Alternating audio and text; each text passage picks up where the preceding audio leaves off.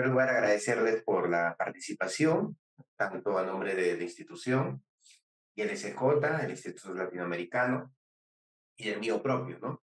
En mi calidad de coordinador y también director del área legal del Instituto Latinoamericano, que en este caso estoy a cargo justamente de tanto del tema legal y también del tema académico en temas relacionados a comunidades campesinas, temas de consulta previa, convenio 179, conflictos sociales y referido también a temas de servidumbre y dentro de ello este nuevo curso de negociación de comunidades campesinas con empresas mineras, ¿no?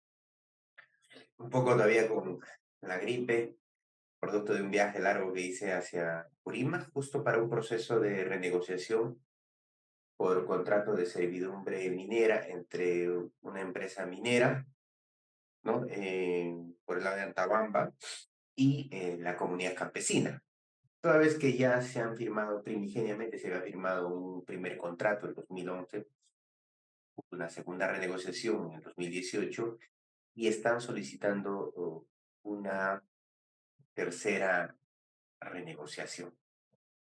Entonces, en esta última etapa, en esta reunión, me invitaron por intermedio de los ingenieros que habían realizado un proceso de tasación de las tierras que habían sido otorgadas en contrato de servidumbre a favor de la empresa minera.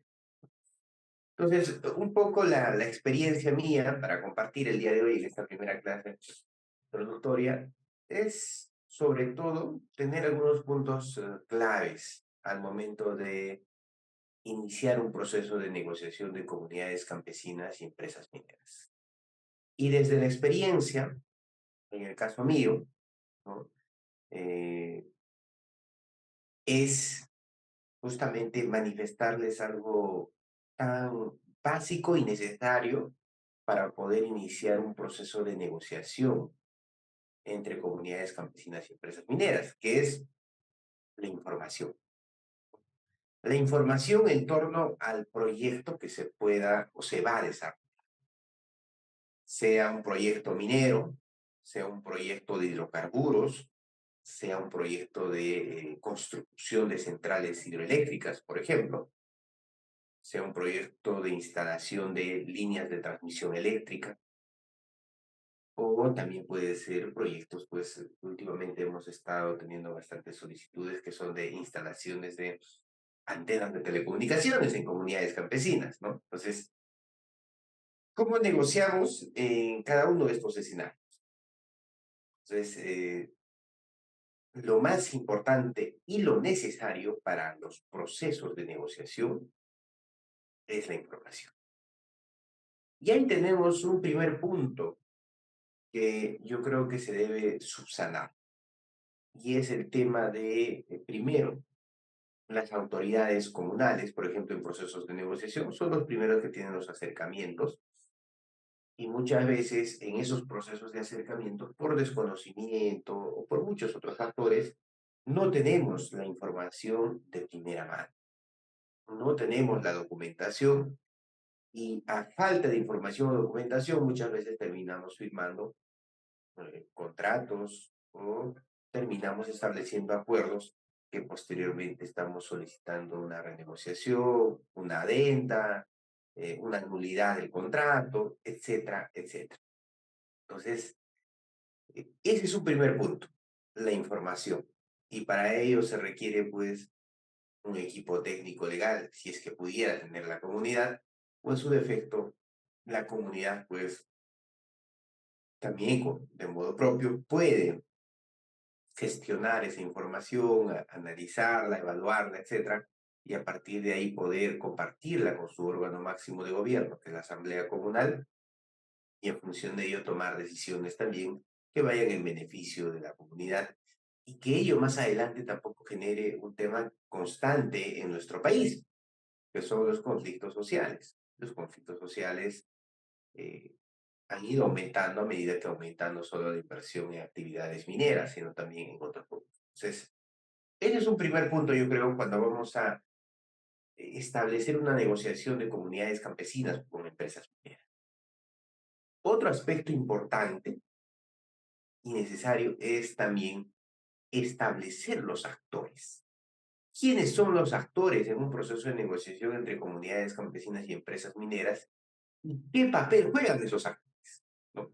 Entonces, por un lado tenemos a la comunidad campesina, a la empresa minera, pero tenemos un tercer actor importante y necesario, que es el Estado. ¿No? ¿Y qué papel va a jugar el Estado en ese mecanismo de negociación? ¿O es que no va a tener ninguna intervención? ¿No? O la intervención va a ser bastante limitada y básicamente se va a establecer una libertad contractual, ¿no? Conforme lo establece la Constitución, los marcos normativos. Sin embargo, consideramos que es necesario e importante la labor del Estado en calidad de mediador, de intermediario, de facilitador de información, a fin de que estas dos partes, tanto comunidades campesinas y empresas mineras, puedan sobre todo establecer equilibrios o acuerdos justos y duraderos. Y para ello va a ser importante y necesario el papel que pueda jugar el Estado en ese proceso de negociación entre comunidades campesinas y empresas. Entonces, hay un primer punto importante a tener en cuenta, que es el tema de la información. Un segundo importante es identificar a los actores en un proceso de negociación entre comunidades campesinas y empresa minera, comunidad campesina y Estado, ¿no? E incluso adicionalmente, sobre esa propiedad comunal que pueda ser materia de una compraventa, materia de un contrato de servidumbre, materia de un contrato de arrendamiento, un contrato de servidumbre en líneas de transmisión eléctrica, una cesión en uso, ¿no? Etcétera, etcétera. Es importante también identificar que sobre esa área del terreno comunal, de la propiedad comunal que va a ser sujeta a una disposición total, parcial o a un contrato de servidumbre, puedan existir también otros derechos de comuneros posesionarios, ¿no? Que justamente existen en muchos de los casos. Entonces, ahí tenemos también un primer actor que debemos tener en cuenta, ¿no?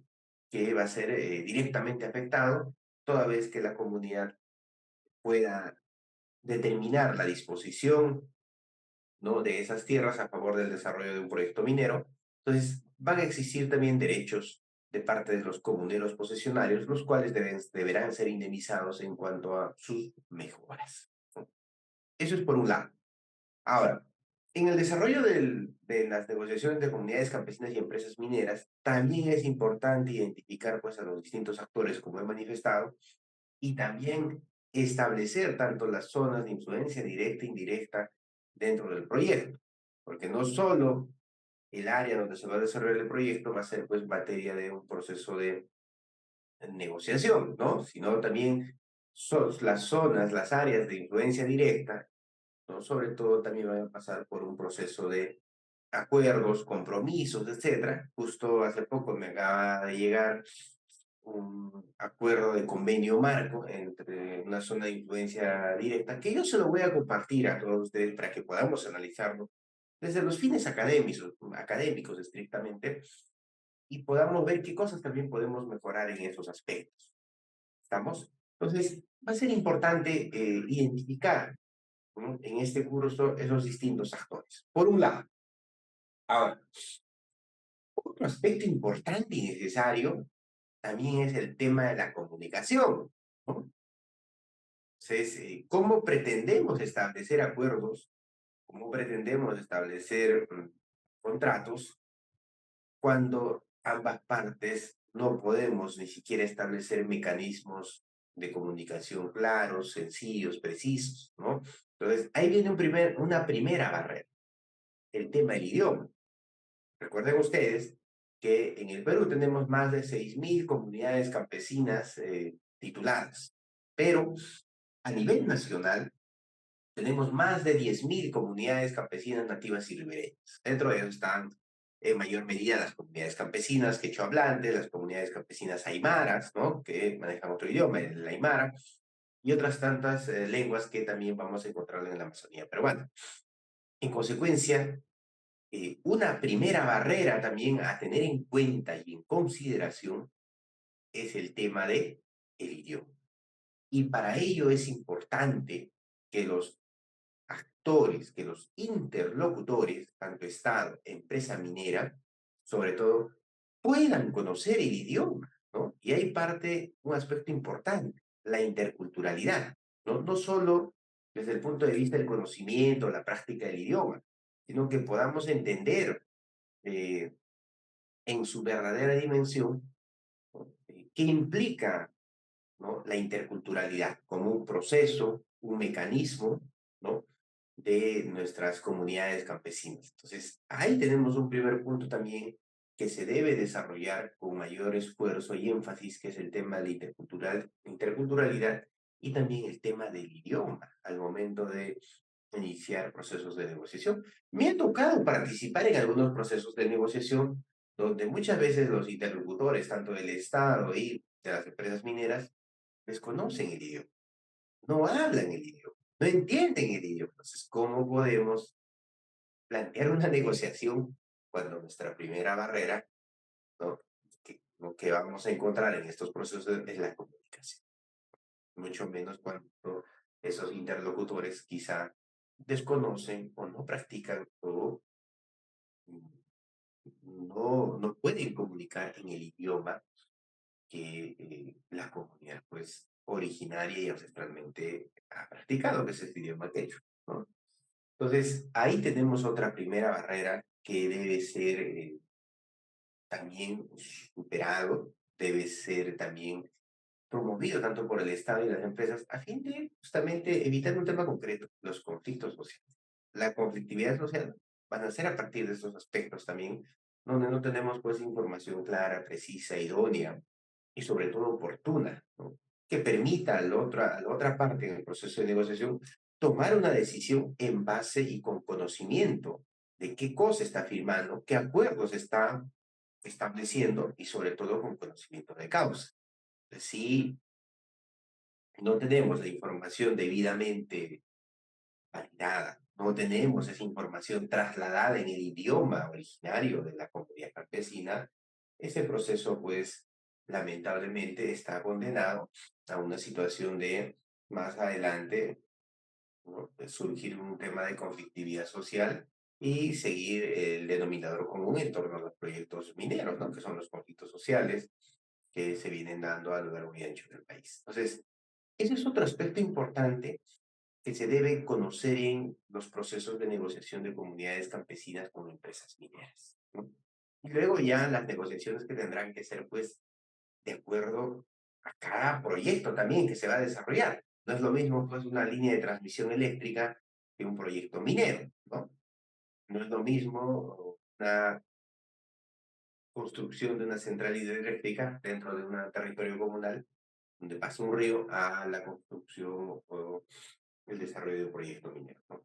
Tiene distintas características, distintos componentes, distintos impactos, y todo ello tendrá que evaluarse en cada caso concreto. ¿Estamos? Hasta ahí, no sé si tenemos alguna pregunta, alguna duda, por favor, me comentan.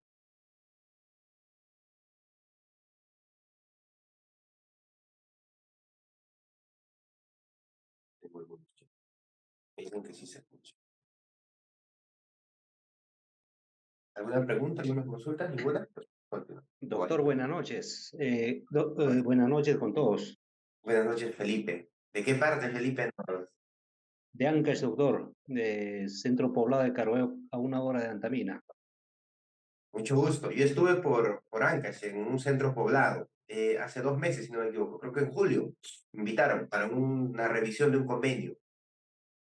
Ah, qué bien, doctor. De repente vamos a necesitar tu asesoramiento también, doctor, para allá, porque para nosotros estamos entrando en una negociación. Doctor, mi pregunta es, mira, todo esto, negociación de comunidades campesinas, cuando llega una ampliación de la minera, por ejemplo, hacen un nuevo estudio de impacto ambiental. Las comunidades tenemos que negociar nuevamente nuestras tierras donde van a afectar. Ahí también es necesario que el Estado como interlocutor pueda intervenir en la consulta, doctor. Sí, yo creo que el Estado tiene que jugar un papel más importante, ¿no? Más activo. Lamentablemente al Estado lo hemos reducido en esos aspectos, ¿no? Hemos reducido bastante y, y tenemos que, sobre todo, solicitar, ¿no? En esos procesos de negociación es importante un papel más activo del Estado, ¿no? Desde desde una entidad que te facilite la información, pero no solo que te facilite, ¿no? Hay un, hay un autor italiano del derecho, siempre lo cito, Guido Alpa, que habla no de negociación, no de comunidades campesinas, pero habla de un aspecto importante, ¿no? Eh, en una economía como la que tenemos nosotros, existen relaciones, ¿no? Económicas de distinta naturaleza. Y obviamente esta negociación de tierras es una relación económica también. Y este actor manifestaba lo siguiente, este autor, ¿no?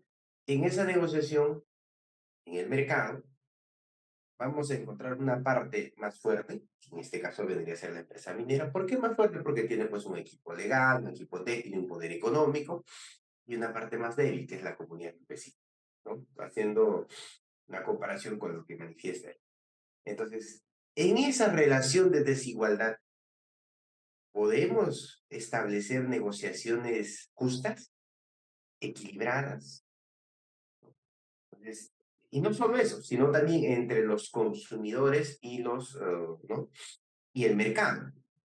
¿No? Estas empresas, por ejemplo, monopólicas o empresas de oligopolio y los consumidores, ¿no? ¿Cómo establecemos esas relaciones equilibradas? Muchas veces es difícil.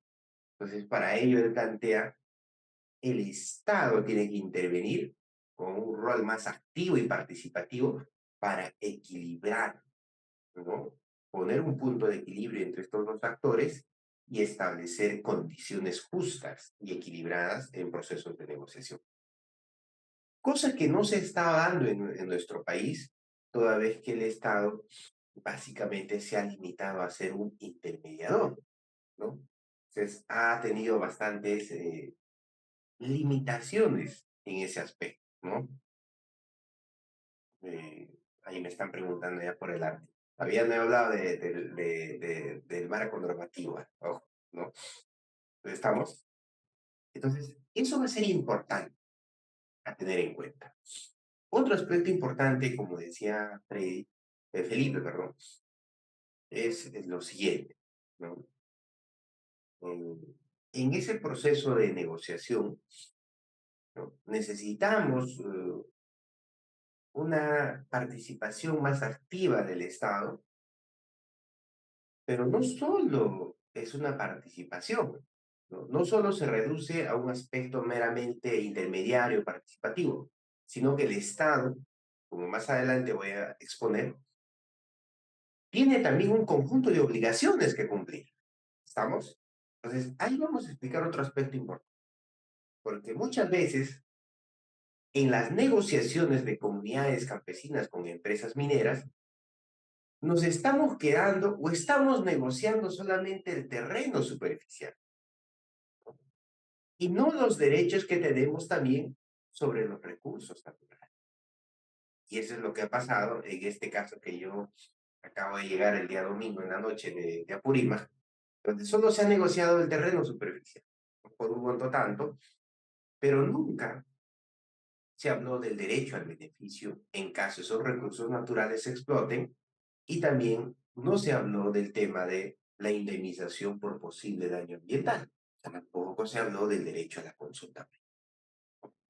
Tres derechos importantísimos consagrados en el convenio 169, en la ley de consulta previa, pero que esos derechos no están en la ley de comunidades campesinas. Entonces, ¿a quiénes les asiste este derecho de la consulta previa, el derecho al beneficio sobre los recursos naturales en caso se exploten y el derecho a la indemnización por posible daño ambiental?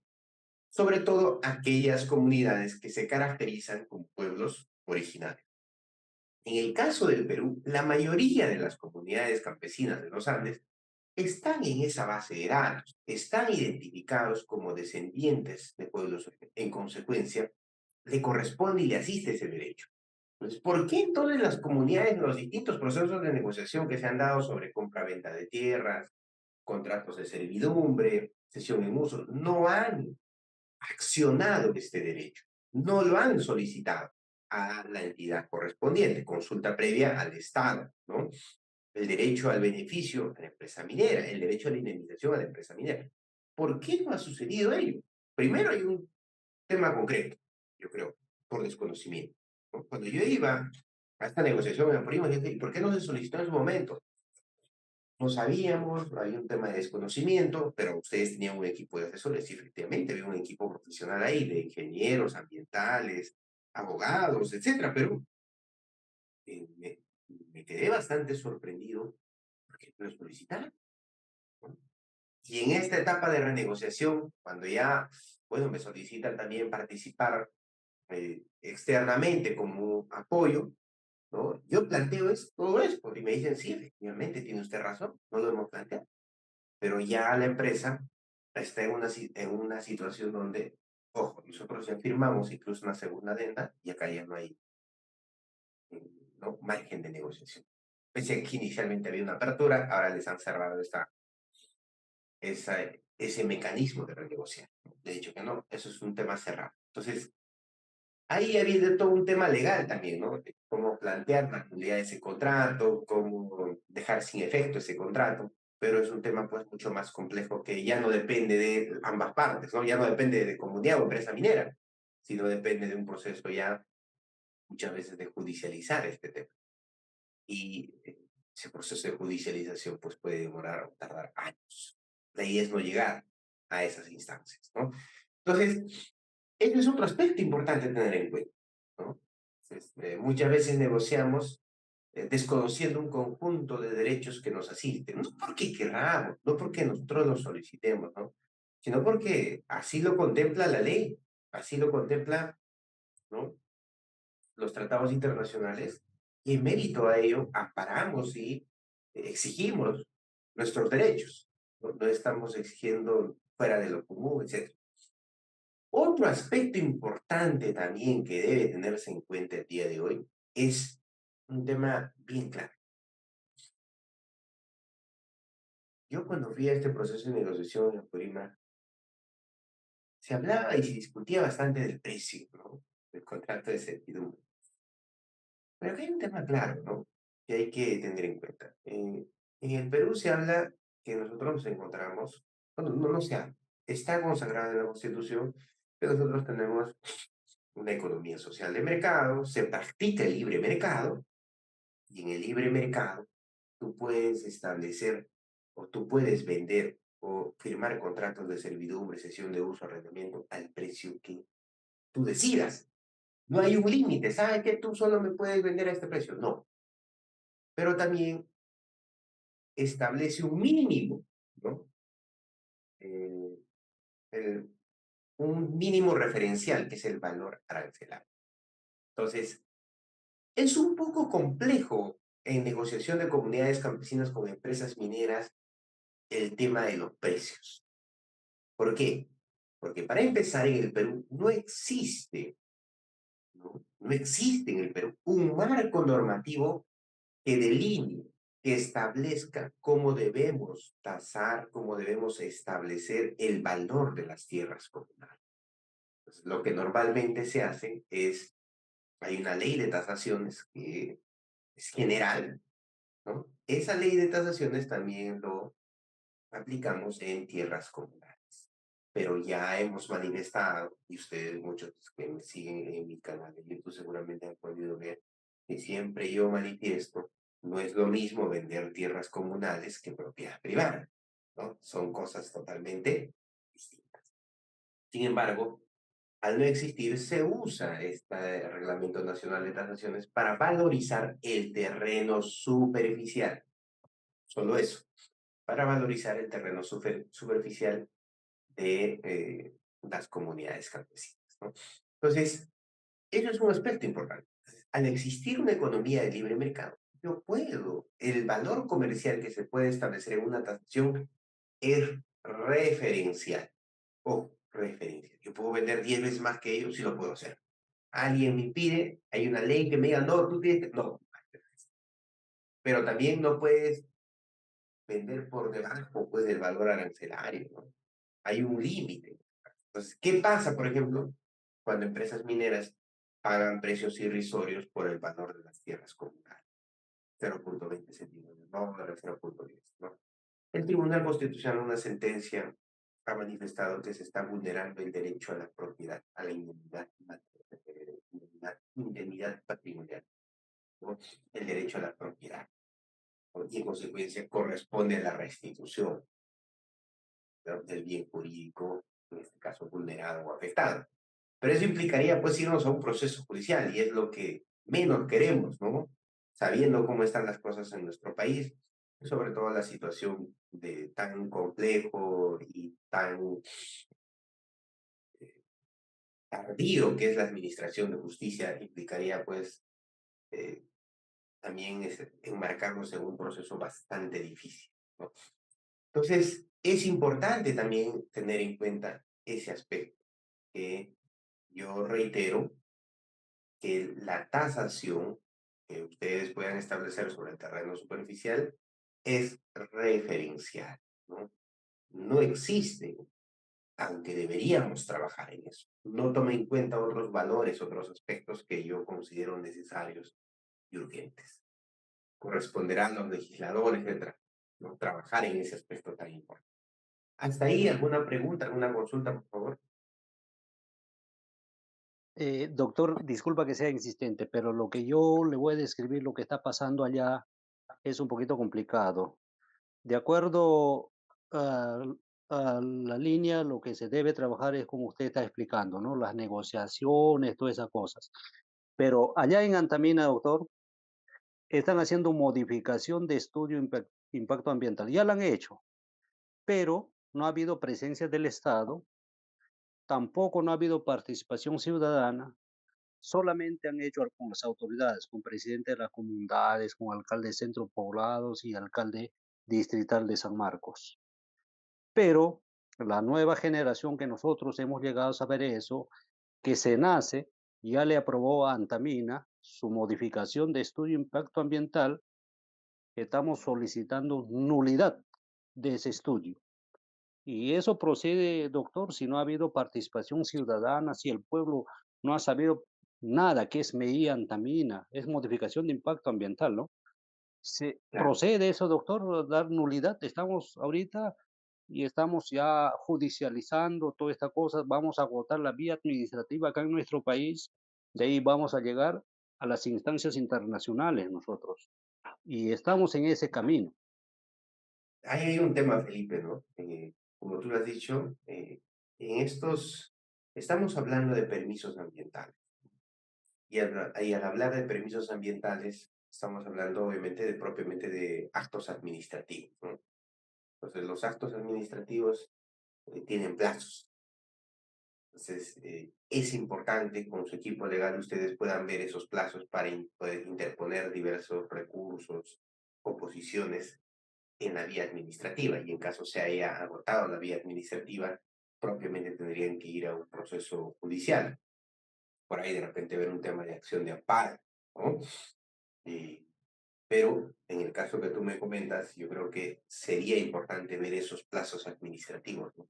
Si es que se han cumplido, si es que las observaciones o posiciones que ustedes puedan interponer lo han hecho en ese plazo administrativo. Si no se hizo, eh, obviamente no vamos a encontrar mayor resultado, toda vez que el plazo ya venció. Entonces, eso es importante, ¿no? En la próxima clase vamos a tocar esos temas, ¿no? De participación ciudadana, consulta previa, eh, licencia social, licencia ambiental. Es importante eh, conocer las diferencias, ¿no? Y cuál es el marco normativo que origina cada institución que estamos hablando, ¿no? Tanto de la licencia, la participación ciudadana, instituciones ¿no? jurídicas, pero que es importante conocerlas, ¿no? La consulta previa, por ejemplo. Entonces, eso vamos a explicarlo también en la próxima sesión, ¿no? Pero en el caso de Felipe, como él nos comenta, es importante ver los plazos para poder interponer cualquier mecanismo de oposición, reconsideración, ¿no? Cualquier recurso que se pueda plantear va a ser importante, sobre todo el tema de los plazos, para que podamos también garantizar esos derechos que pudieran haberse afectado, ¿no? Lamentablemente, pues los planes de participación ciudadana que se dan en torno a proyectos mineros muchas veces son un saludo a la vez, ¿no?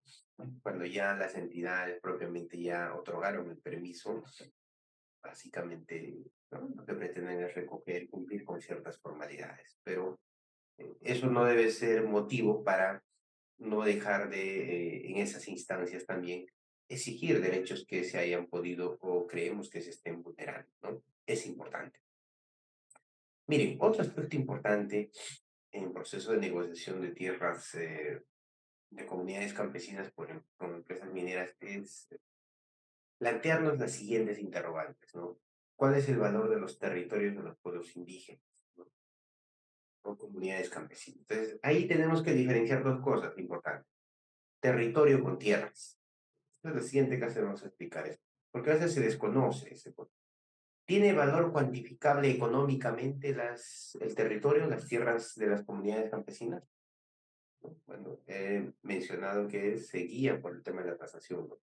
¿Tiene el mismo valor que la propiedad en zonas urbanas? O sea, ¿tiene el mismo valor la propiedad comunal que la propiedad privada? Es otra interrogante que tenemos que hacer. ¿Pueden ser vendidas las tierras de los pueblos indígenas o las comunidades campesinas?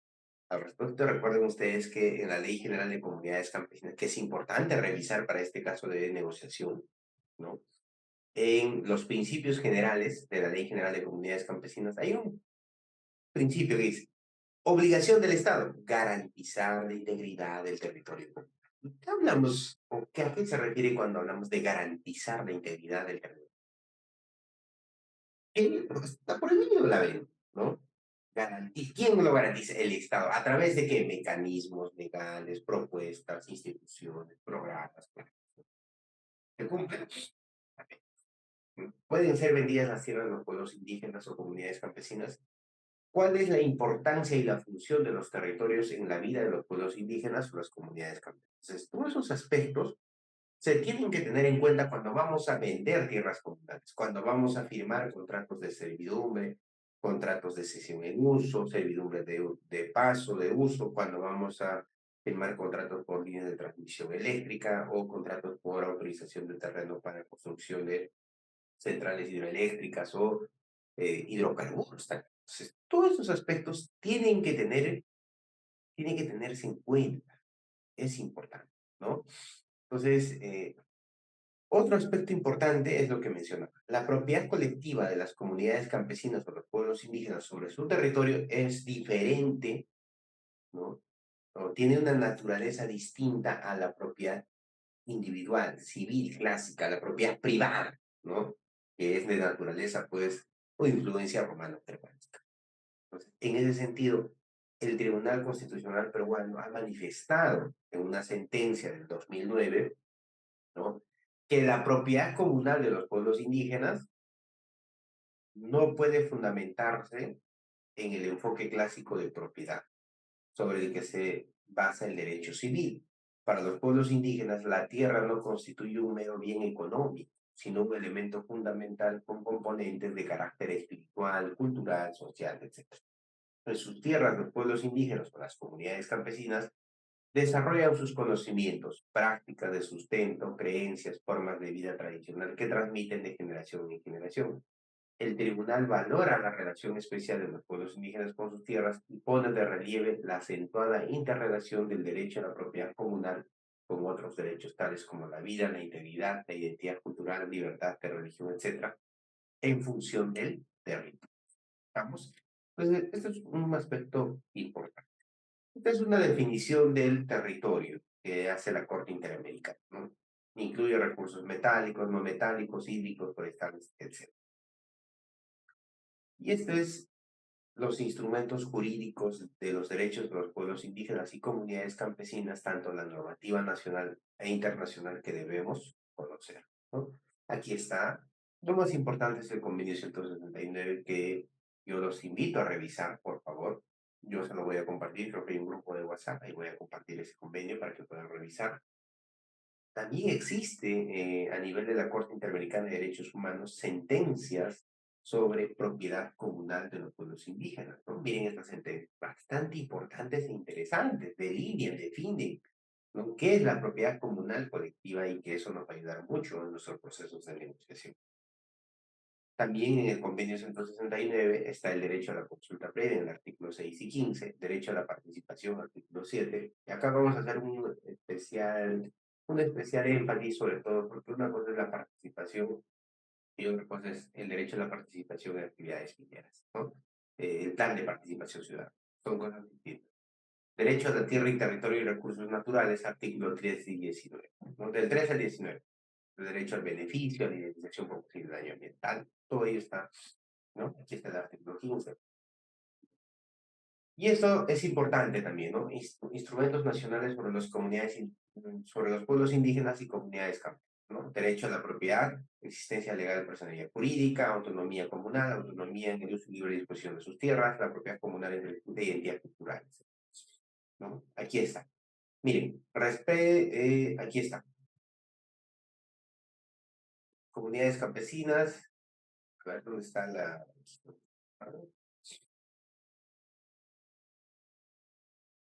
Estos son los principios, ¿no? Hay una disposición general, entonces lo voy a conseguir para la siguiente. Ya. ¿Por qué quieren comprarle las tierras a las comunidades campesinas? Entonces, muchas veces las comunidades solo negocian el terreno superficial, solo eso.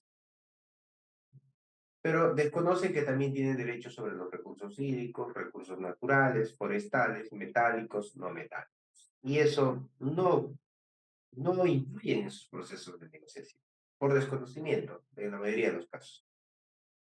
Entonces, cuando se negocia, obviamente muchas veces solo se amparan en el marco legal nacional en la ley de comunidades campesinas. Y la ley de comunidades campesinas reconoce, ¿no? Eh, el derecho sobre el suelo, subsuelo y sobresuelo. Nada. Pero en el convenio 169, también aquellas comunidades que están identificadas como pueblos originarios o pueblos indígenas, se les reconoce el derecho sobre los recursos naturales que puedan existir debajo de este subsuelo. Oro, plata, cobre, recursos, o recursos forestales, ¿no? Le corresponde a la comunidad campesina que caracteriza como un pueblo originario también esos derechos. Derechos sobre los recursos naturales. Derechos no solo a beneficiarse en caso se explote. Derecho a una indemnización por posible daño ambiental y derecho a la consulta previa y participación, ¿no? A ser consultados por la explotación de ese recurso, ¿no? A fin de determinar qué derechos estarían siendo vulnerados, afectados, etcétera. ¿Estamos? Entonces, eso es importante tenerlo en cuenta, ¿no? Derechos territoriales, derechos sobre los recursos naturales, derecho a la consulta previa, derecho a administrar los recursos naturales, derecho a una indemnización por posible daño ambiental, criterios que no fueron tomados en cuenta, ¿no? En muchos procesos de negociación y solo se negociaron terreno superficial, ¿no? Subsuelo, sobresuelo y superficie, nada más. También vamos a ver que existe una disposición de tierras de las comunidades campesinas bajo el amparo del Código Civil, ¿no? El mérito del artículo de la Ley 26505, que es la famosa ley de tierras que se va a promulgar esta ley después de la Constitución del 93. El Código Civil, como saben, contiene muy escasas disposiciones sobre la régimen de comunidades y en consecuencia pues no tiene un enfoque intercultural. Entonces simplemente se pretende regular con las reglas del Código Civil la propiedad comunal cuando tiene una naturaleza muy distinta, ¿no? A la propiedad privada, como hemos manifestado, ¿no? Los principales inconvenientes sobre la exposición de la propiedad comunal: el derecho a la propiedad comunal o colectivo es homologable al derecho civil y a la libre disposición. Eso es lo que tendríamos que preguntar, ¿no? Si los contratos de compra-venta de tierras comunales violan derechos fundamentales, ¿existe equivalencia entre lo pagado y el valor de las tierras comunales? ¿No? El Estado está obligado a proteger mediante un conjunto de ordenamientos jurídicos ese derecho especial en virtud de un conjunto de derechos comprometidos. Esa protección está por encima de la libertad contractual, ¿no? Y aquí hay una sentencia también al respecto, ¿no? La garantía de la propiedad sobre las tierras de las comunidades nativas y campesinas. Y el caso de Tres Islas, ¿no? Entonces, muchas veces esa compra-venta de tierras comunales, ¿no?, que se da producto de la negociación entre comunidades y empresas mineras, se da bajo un desconocimiento del valor de las tierras comunales, desconocimiento de las normas nacionales e internacionales sobre la protección del territorio comunal, compra comuneros individuales, los cuales solo son posesionarios. Se compraron a comuneros individuales territorios que son propiedad comunal debidamente inscritas. Los comuneros no son propietarios, sino poseedores. Compra directivos de las comunidades, y cuando las ventas las realiza la directiva a espaldas de los 2/3 de los comuneros calificados, ¿no? Y aquí está la compra-venta de tierras comunales de forma ilegal, ¿no? Aprovechamiento del desconocimiento del valor de las tierras comunales, desconocimiento de las normas nacionales e internacionales, compra a comuneros individuales cuales solo son posesionarios, se compraron a comuneros individuales, compra a directivos de las comunidades, o cuando las ventas la realidad, ¿no? Lo que ya hemos manifestado, ¿no? Y otros aspectos. Entonces, a ver, es importante que nosotros en esta primera parte de este tema de negociación de comunidades campesinas como empresas mineras podamos conocer la normativa. Eso es básico y necesario, ¿no? Entonces, todo esto lo que he desarrollado en esta primera parte: la ley de comunidades campesinas, el convenio 169, la ley de consulta previa, al menos esos tres marcos normativos es importante que ustedes lo puedan revisar. Entonces, eso lo pueden buscar en la revista que nosotros tenemos. También lo pueden buscar ¿no?, de forma libre en el Google. Es sencillo para descargar, no hay mayor complicación. Y en su defecto yo lo voy a compartir por el grupo de WhatsApp. Pero que es importante para la siguiente clase nosotros ya poder desarrollar con mayor fuerza estas sesiones y con mayor profundidad, podamos tener, o al menos hayamos podido revisar, ¿no?, toda esta normativa de forma general, para que nos pueda facilitar el proceso de desarrollo de la siguiente clase, que tiene que ver con negociación eh, entre comunidades campesinas y empresas mineras, ¿no? Entonces, hasta ahí, no sé si tenemos alguna pregunta, alguna consulta, por favor.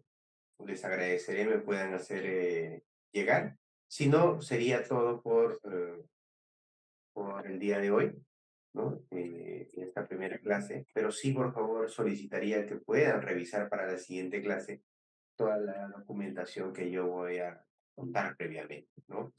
Y sobre todo poder conocer los distintos marcos normativos que nos asisten en procesos de negociación entre comunidades campesinas y empresas mineras. Yo sí me comprometo a compartirles un convenio marco, un modelo, ¿no? Dos, el tema de este contrato que yo tuve en abril. Con todo gusto puedo compartirlo para un poco también debatir en estos espacios académicos, ¿no? Qué cosas mejorar, qué cosas debemos plantear, etcétera. Y entre otros aspectos. Hasta ahí, no sé si hay alguna consulta. Sí, doctor, buenas noches. Sí, adelante, por favor.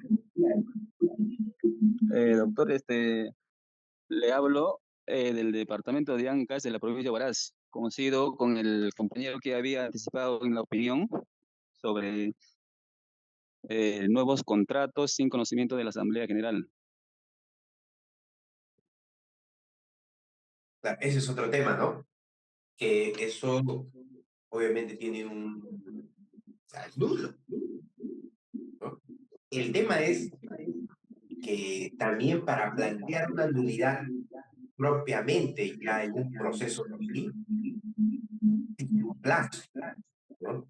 Y el plazo para interponer una demanda de nulidad de acto jurídico, plazo ¿no?, producto de este contrato o acuerdo contractual que hubo, el plazo máximo es de 10 años.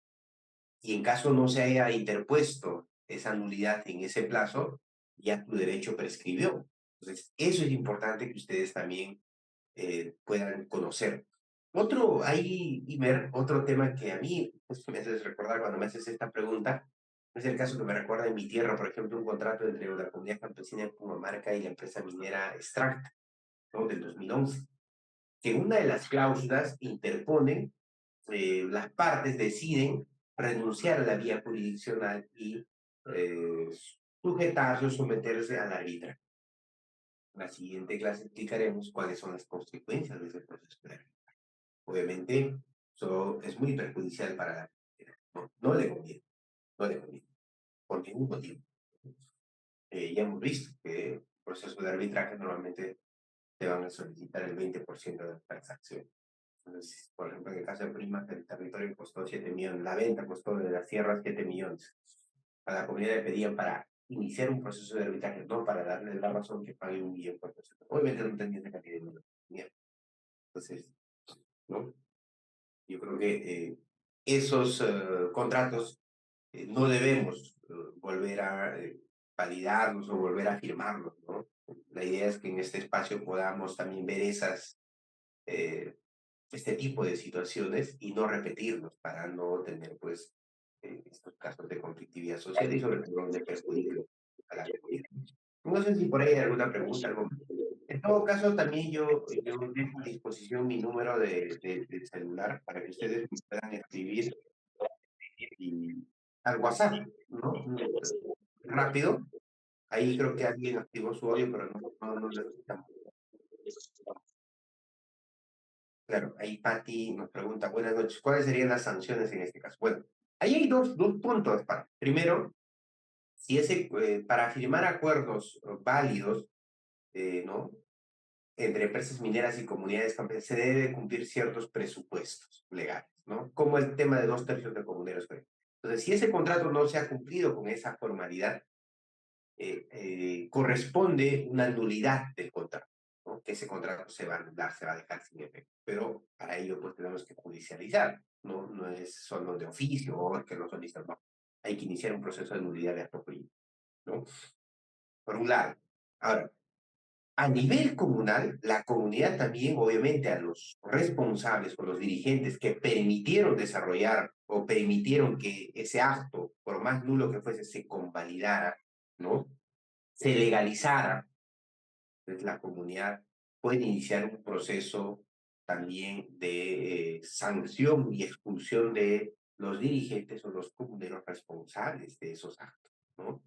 Que muchas veces también hay casos de corrupción, ¿no? Corrupción privada dentro de la comunidad campesina, entre comunidades y empresas mineras. Entonces, correspondería a nivel interno también iniciar un proceso de sanción, expulsión, multa, etcétera, revisando el estatuto comunal para aquellos pues que hayan podido contravenir los derechos comunales o haber negociado de espaldas al órgano máximo de gobierno, que es la Asamblea Común, ¿no? Entonces, esa es otra situación que también se... Entonces, existen dentro de la ley distintos mecanismos en los cuales nosotros podemos ampararnos para poder justamente accionar en favor de las comunidades campesinas nuestros derechos. Bueno, ahí les dejo el número 920-755-404. ¿No? Ese es al WhatsApp, por favor. Respondo más el WhatsApp, llamadas, no respondo mucho porque es un poquito saturado, estoy con otras actividades, pero siempre al WhatsApp estoy respondiendo de manera más oportuna, ¿no? Y por el grupo de WhatsApp vamos a compartir la normativa que es necesario e importante que ustedes puedan revisar, ¿no? Y a partir de ahí podamos desarrollar la siguiente clase, por favor. La próxima semana nos estamos viendo para poder desarrollar con mayor profundidad y énfasis estos temas, ¿no? Pero, por favor, repito, es importante la normativa, porque si no revisamos la normativa, apenas le damos una ojeada, vamos a estar, pues, eh, con ciertas ambigüedades, de repente, eh, no vamos a poder desarrollar con mayor profundidad. Gracias. Doctor, Entonces, una precisión. sí, adelante, por favor. Quisiera encarecidamente solicitarle todas las normativas usted nos comunica por este medio, doctor. Le agradecería bastante. Miren, hagamos algo. Yo voy a gestionar a todos los alumnos que están inscritos en el curso, voy a gestionar con el área administrativa. Yo, conjuntamente con otro colega, acabamos de publicar un compendio normativo de comunidades campesinas y pueblos indígenas. Toda la normativa nacional e internacional, ¿no? Entonces, ese compendio eh, está de forma digital, es libre, y también lo tenemos de forma física, que son más o menos de 300 páginas. Y es bastante pequeño, pero bien conciso. Entonces, yo creo que a todos los alumnos que se han matriculado se les puede gestionar, ¿no? A manera de obsequio, este compendio normativo. Yo lo gestiono para que pueda llegar a cada uno de ustedes. Bueno, y el tema del envío, ustedes lo coordinan con el área administrativa, pero los que están en Lima pueden acercarse a recoger su compendio normativo. ¿Estamos? Y ustedes me escriben a mi número o por el grupo de WhatsApp, yo voy a compartir porque ese compendio está también de forma libre en la revista. Ahora lo voy a pasar, a ver si me permite acá. Y en la revista lo podemos descargar de forma gratuita, ¿no?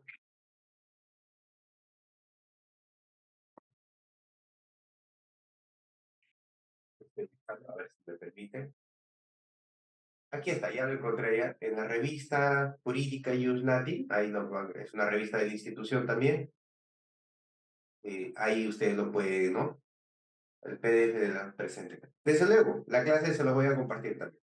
Miren, acabo de compartir. Ahí ustedes hacen clic y ahí les va a salir el compendio normativo para que lo puedan descargar digitalmente, ¿no? Ahí ustedes pueden...